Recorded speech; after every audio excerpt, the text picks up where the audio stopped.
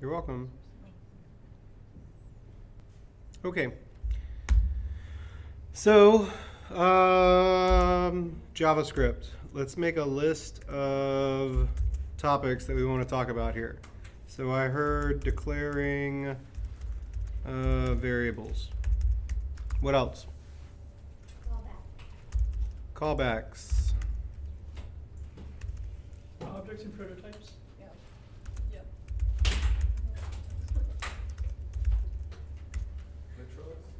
Hmm? Okay, so like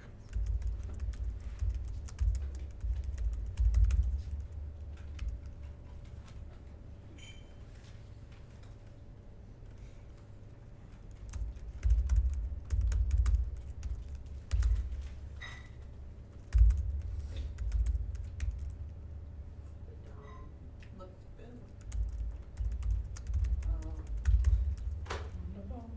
That's my nemesis right there. anybody else?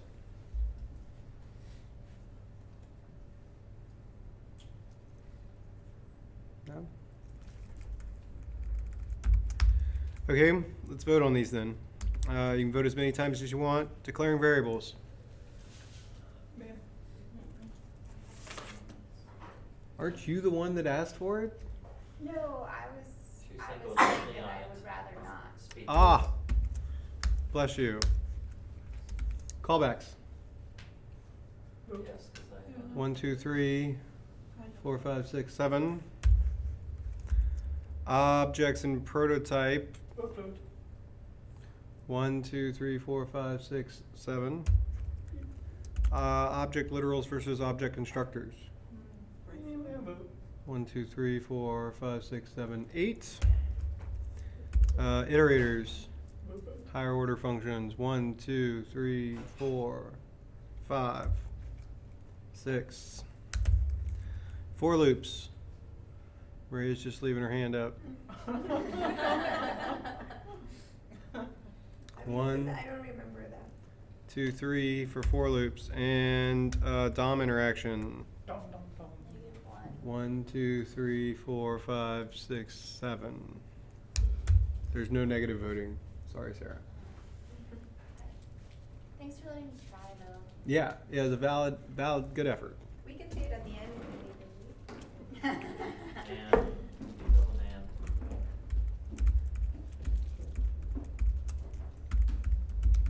man. Okay, so we'll start with object literal versus a constructor, which happens to be the code that I already have in this thing. But whatever, we're going to get rid of all of it. Shaplow, gone. So I just have my setup here, just so that you're aware, is I've got a main.js file.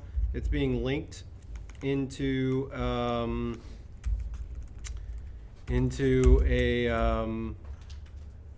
index.html via the script tag. So I'm just pulling it in right here, and we can confirm that it's running. Refresh the page. The very first line of my application is a console log that tells me that the application is running. Probably a good idea.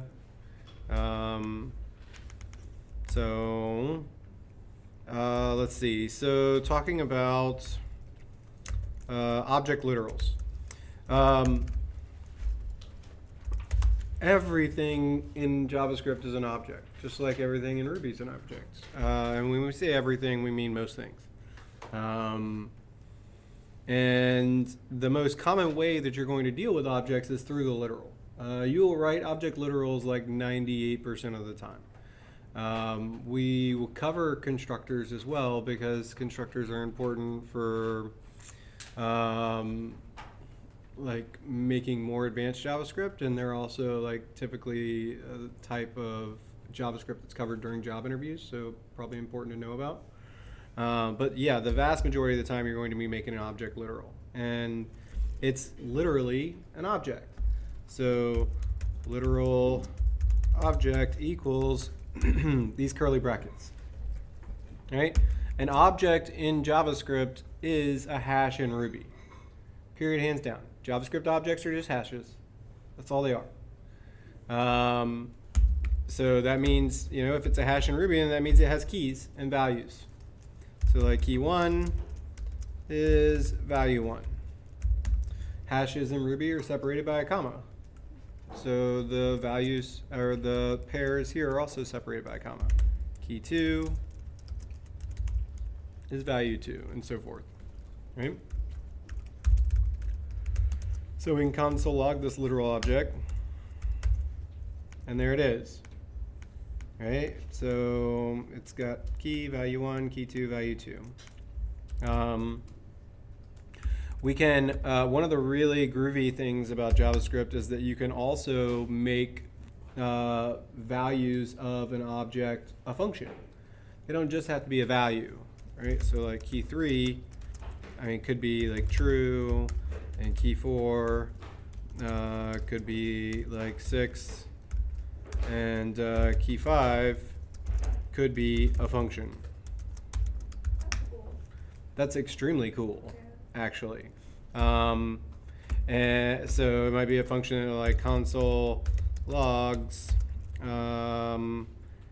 know, let's say this dot key 1, and it says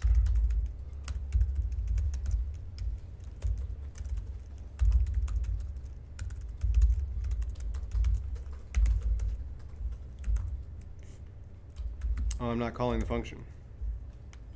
Well, let's just look at the object first. Key 1, key 2, key 3, key 4, and key 5 here, F, function. Right? So if we want to, we can call that function then. Accessing items within, well here, let's cover that first. Accessing items within an object literal, you can do so just via the dot syntax. So if I wanted value 1 here, I could do literal object dot key 1, and now it gives me back value 1. Literal object dot key 2, value 2. However, this is a common sticking point for everybody coming into phase 2. What happens when I just run this code? Does anyone know? What do you expect to see come up on the screen when I run the literal objects key 5, when I call key 5? The value of T1 is, what is 1? Okay, so your answer is you expect this function to run. But Okay, even anybody on the else? inside- Is it either object or null? Nope. Maria? I feel like it's gonna try and give you the value of key 5, so it's gonna give you some kind of pointer to a function or something like that. Hey, yeah, there you go. That is exactly what's going to happen, is it's just going to give us back the function itself. In JavaScript, you have to invoke functions. You know, in Ruby land, this is one of the big differences between Java and Ruby, right? In Ruby land, like you call a function, that's it. You called it. It's running. It's doing its thing. But in JavaScript land, we get to pass functions around like chocolate bonbons at an all-night frat party. That didn't make any sense. So, you know, functions can be arguments to other functions. Functions can be outputs from functions, like a function can output a function. We see here that an object can contain several functions. So since we're passing objects around all over the place, like it's important that we have differing syntax between passing a function and calling and executing a function. So in JavaScript, you always have to execute your function, which you do so with the parens, an empty block set of parens, or a not empty block set of parens if you have to send some input to your function. So we can see the difference here. Whoops. Is the first console log from line 16 just gave us back the function in its raw form, just the guts of it. And then lines 10 and 11 here are where the function is actually executing. The value of key 1 is value 1. Okay? So that's like a big tip right off the bat, is if you're trying to execute some function in JavaScript and it keeps handing you back the function you're trying to execute, it's because you're not executing the function. Right? And just to make sure you did execute the function, you need to have those parentheses at the end. It says, hey, we're executing this. That's correct, right? That's the difference between this line and this line. Yeah. is this one has it's just invoked at the end. 80% of my errors in JavaScript are because I forgot the parentheses, like literally. I thought you were gonna say semicolon. You don't actually have to have the semicolon. N- It's not required, but it's a nice syntax I mean, standard to have. I could touch on that subject just for a moment, in the hopes of swaying you a little bit. So, listen, fuck semicolons. Just fuck them all around. That's my personal opinion. I believe you. As a JavaScript developer, like I never, ever, ever use semicolons. In fact, like I've got my system set up in such a way that it like yells at me if there's a semicolon. That said, you shouldn't do that. You really, really shouldn't. Because the semicolonless contingent of developers in the world is still quite small. And there are a lot of developers out there that feel like semicolons are very, very important because they like feeling important or something or another. And they will look down on you and judge you about your code for improper use of semicolons. So I would say that it is way more important for you to write your JavaScript in the more conventional way, which is with proper semicolon usage at this point in your life cycle. While you're like looking to skill up until you get out and get a job and are like in a place where you can start making valid judgments about code quality and design strategies on your own. After you've been on the job for a year, then you're more, at that point, like you've got a little ammunition in your tool belt to go and have an argument about fuck semicolons. But at this point, like you want to do everything you can to increase your stock of your portfolio and like your online representation to potential employers.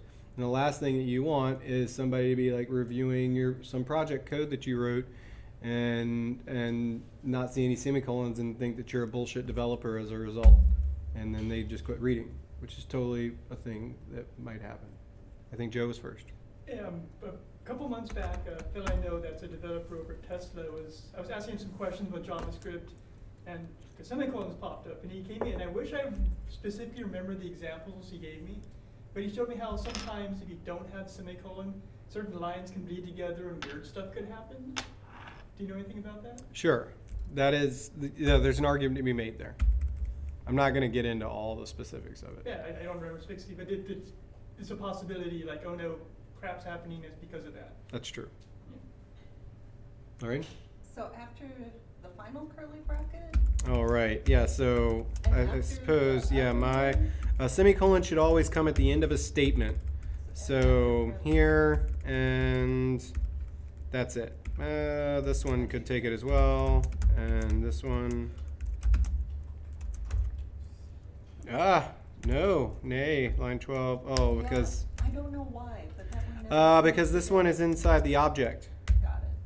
It's not like. right? It expects, the only thing it expects here at the end of the object, this isn't the end of an expression, this is the end of the object, and the only thing it expects at the end of the object is a comma, if it expects anything, for the next key value pair. So, but the rest of them are all statements. Statement, statement, For the key statement. value pairs, if it's the final key value pair, do you need a comma? You don't, but the trailing comma won't break things. Okay. So I prefer to leave it off. No, you had it on before when you did the first two examples, so I wasn't sure which Yeah. one was the. Okay, cool. So here, like key 5, we defined a function. We could also say like some func up here equals a function. Give ourselves a little variable that captures a function up here. Space, not space after function for the parentheses. Oh, yeah. I So don't like space, I think it's not supposed to be there, but maybe it is. it doesn't matter. You can write it either way. Just be consistent about it.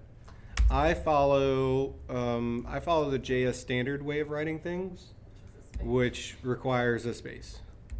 But it so doesn't matter. All that matters as far as like your personal style of writing JavaScript is that it is in line with something, some pattern. You're not just making it up as you go along, and that it is consistent. With the consistency probably being the most important part. You don't want to be writing it one way here and another way there and a third way in this other spot, right? start getting into the habit of building your code in ways that is highly familiar to you, right? Okay, so console log, like this is some other function thing, whatever. So now I could do key, key 6 equals some function. All right, so now I've like passed in this, I've assigned some function to this object literal. This some function is defined from somewhere else, right? That's very cool as well. So if I come down here and I do key 6 and key 6, we'll see the same thing happens again. When we don't invoke the function that we passed in, it just hands us back the function body in its entirety. We see the function, the input, and then console log. This is some other function thing. The next line down is where the function is actually executed. So it actually prints out the thing. Can anyone tell me what's up with line 22? Why am I getting undefined on line 22? Because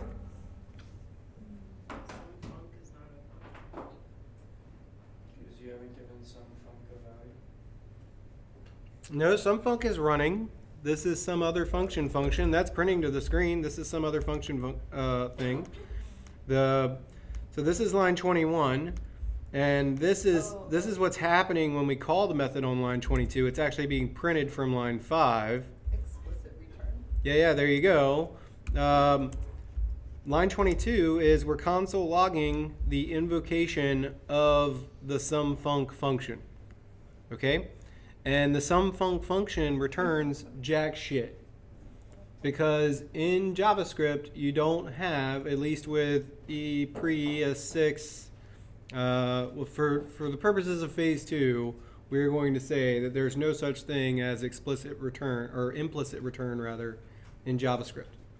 So like we had in Ruby, that's a big difference between here and Ruby.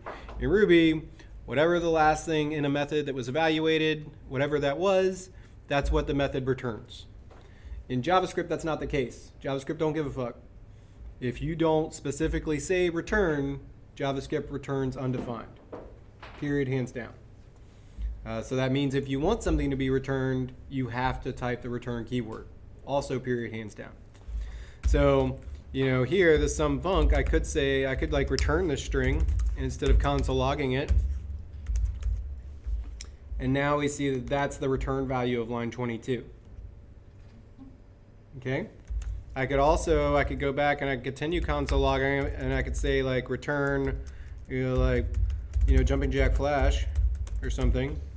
And now jumping jack flash is the return value of that function. The function console log the thing that I told it to. Here we go. We'll put this over. You go away. There we go. The function console log the thing that I told it to. But then down here, I console logged the actual result of the function. Does everybody follow that? Are we good? Yeah, can you just do a return on your first console log thing? Give me a line number. Line 5, can you, instead of your line 6 return, can you return that whole, no, can you return the console log thing that you had? Just put return in front of what was there. I think return takes you out of the. Yeah, I mean, it's just going to do both things, right?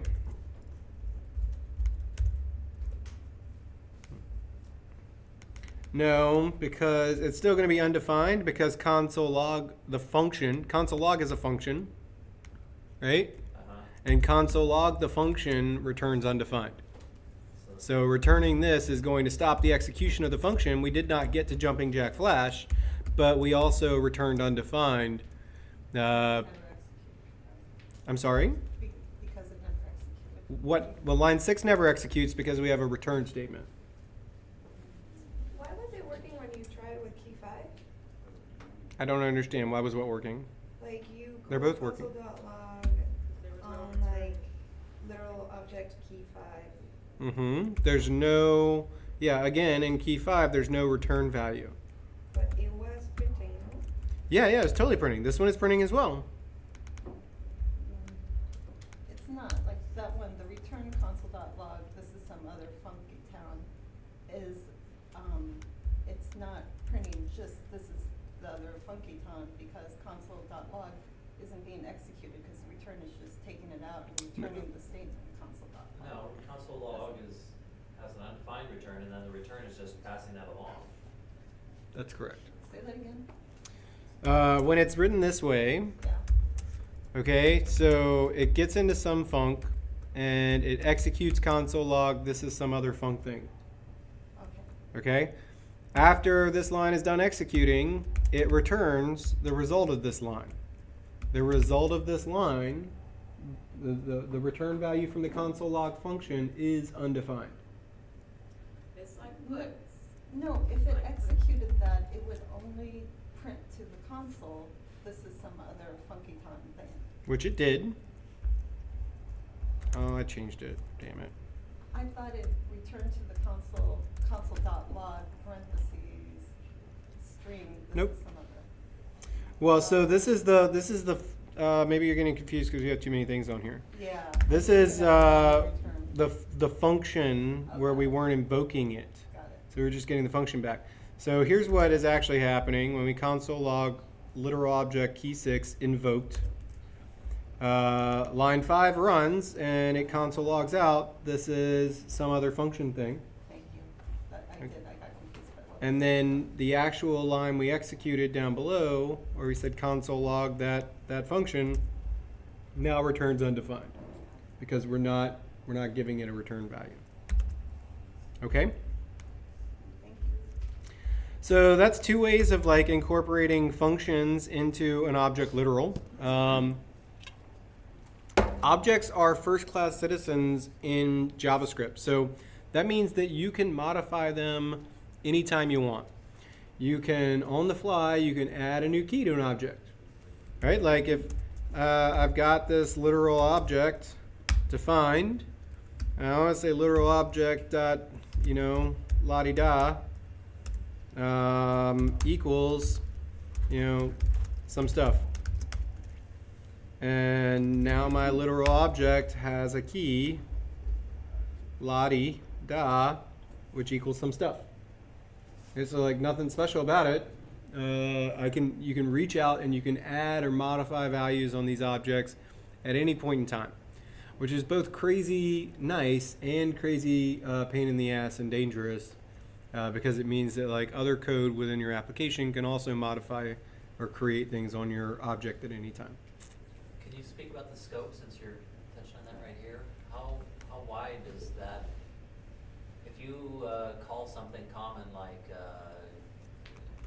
tax rate or something like that, for all these zero examples, and somebody's defining or extending your function, is that like app wide or is there a scope to it? So like if you wanted to protect the object, you'd close over it with a function.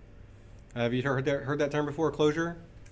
Yeah. So you'd like write a function that encapsulates the object, and then you'd call the function.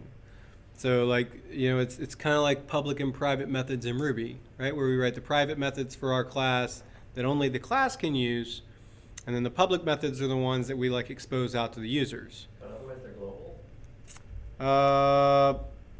Well, access control and scope are two different things.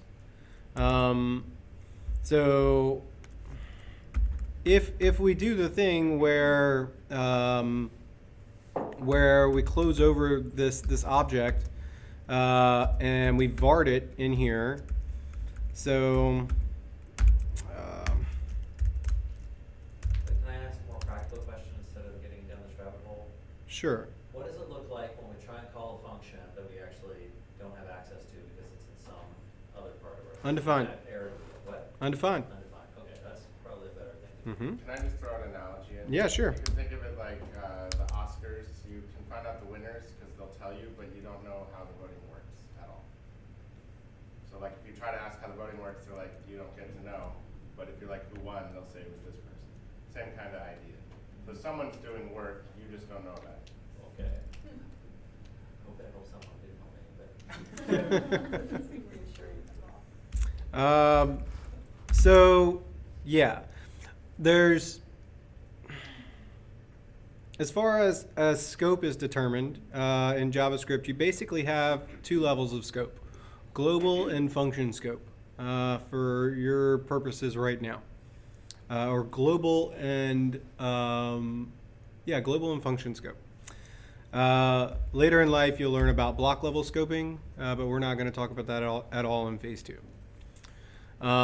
So function level scope means that if I have, var thing equals stuff right here on line 5, I have declared this variable within the sumfunc function.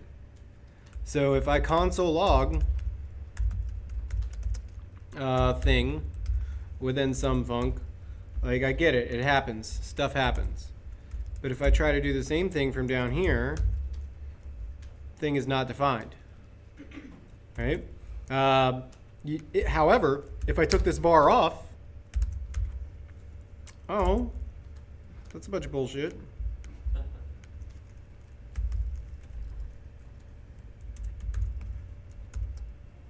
Well, I was expecting, Kim, why didn't that work?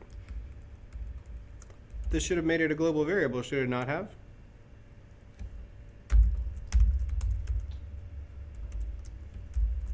Because I took the var off? Yeah, I wasn't paying attention. All right.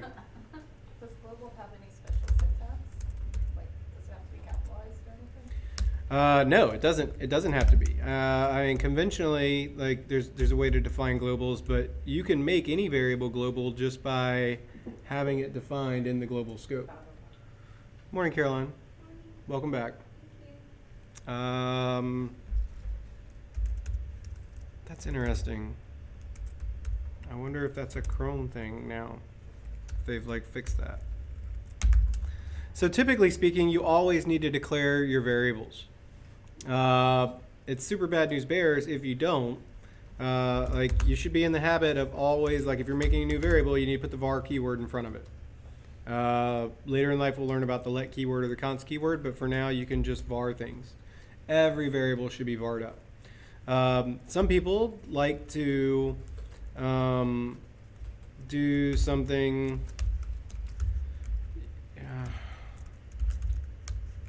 like this, where they like make their variable up above. So, say if these were all the variables I was going to use in the function, they might declare them all right up on the very first line of the function. Just go ahead and get it out of the way.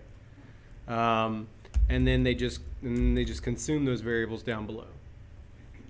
You can do it either way. You can var them at the top of the function, or you could var them like as you use them. Under the hood, JavaScript is actually hoisting these things up to the top before it runs them anyway. So would it make it easier for like other people looking at your code to keep it at the top? Just like a nicety to your code. it is kind of nice, yeah, because just the same way that we have like an initialize method in a Ruby class, right? Like it's a good place to go where we can get a nice bird's eye view of what's going on with the different variables for the class and all that jazz. So like varring up your variables at the top of your function scope is really nice in that you just like have one place where you're like, this is all the stuff I'm going to be using. JT? Oh, you didn't know you could var declare numerous variables in one line. That's awesome. Is there a limit? There's no limit. Maybe it's your imagination. Once an object type has been assigned to a variable, like string or number or whatever, can you then make it a different type later? Yeah, you totally can. JavaScript is a loosely typed language, which means that like there are no constraints on your variables. I can come here to my object literal object, and key 4 was, so if I do dot key 4, that's 6, right? Now I just do key 4 equals 6. And now my literal object key 4 is 6, the string. Thanks. Yeah. So no, there's no that's the difference, so you know, between a strongly typed and a loosely typed language. In a strongly typed language, like you have to declare your variables, and when you say like this variable is an integer, like that's it, that variable is an integer forever and ever. Whereas, in languages like JavaScript and Ruby, you're like, this variable is an integer. It's a string. It's an array. Maybe it's a Boolean. I don't know. It's a for what? Is this your card? Right. Question. Yes. Probably very basic, but do you have to, for functions, it's just I forgot, do you have to declare a variable to a function, or can you say function, the name of the function? How do you? Oh, there's several different ways of writing functions. This is just the way that I typically write them, where I declare, so this is an anonymous function that I have set equal to a variable. Cool? Okay. Let's get back on track. So we looked at this object literal. We looked at adding a function to it, adding another function to it that came from somewhere else, invoking those two functions, making keys, making values, adding keys. I'm not going to cover delete, whatever. Now let's talk about input. So var like calc func equals a function which takes a nums array and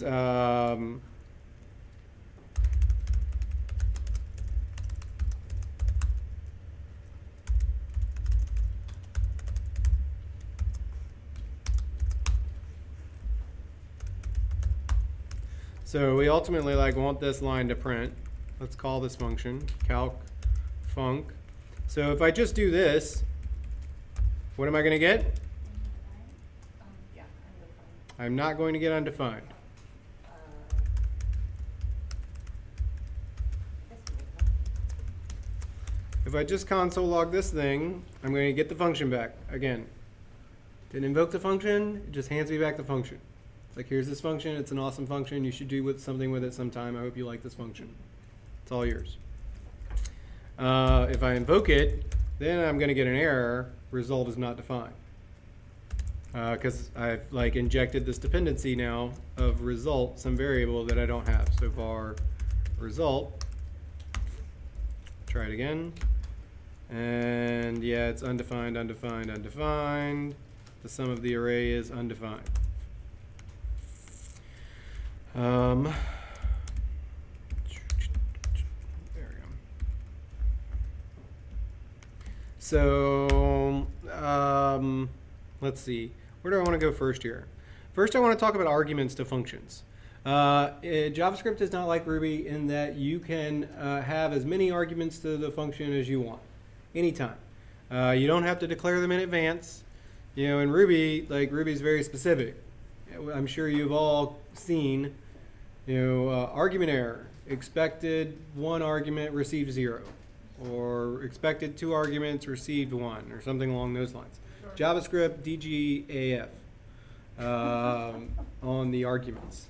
So I can call calc func here, and I can pass it my array of nums, and then true, and then false, and then fuck it all, and then 6, and how about an object thing colon stuff, and how about another function which is console log more Alright, dead horse time. callback stuff. What's that? So, alright, dead horse time. You're beating the dead horse. Ah, yeah. So we've passed in quite a few arguments here, right? JavaScript don't care. It still runs just fine. There's no error. And I could console log out the first one. If I console, then if I just named one input here, so I'll console log out that input, and there it is. There's my array that I passed in as the first argument. So it's going to go in order. Whatever the first name input is going to get assigned to the first input. If I had a second named input, then it would be true. If I had a third named input, it would be false. Okay? But they're all there. So here's a keyword for you that is going to be crazy useful for you later in life. Every JavaScript function has a keyword called arguments, which will tell you all about the input of that function. So if I console log arguments here, I get back an array. I get back this array structure that has 7 elements, and I can open them up. So the 0, the first element is that array, then true, then false, then fuck it all, then 6, then an object, and then a function. Arguments keyword. So the same way in last week that I like harped on you all the time, like you know, if you're in your route, you should be peeing the params.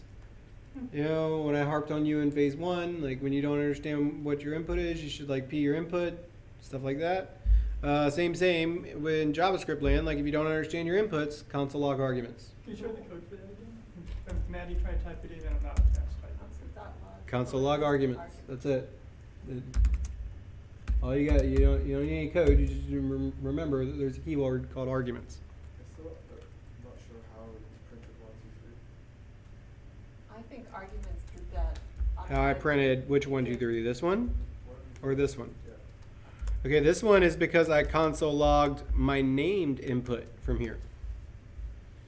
So I could call this like first input. And then I could do like second input. And now it's going to be a 1, 2, 3 true. Does that make sense?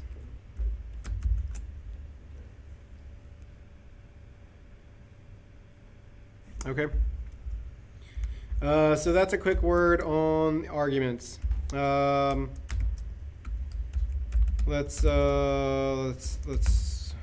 get rid of all this and let's do this, and let's do var result equals first input dot reduce, and then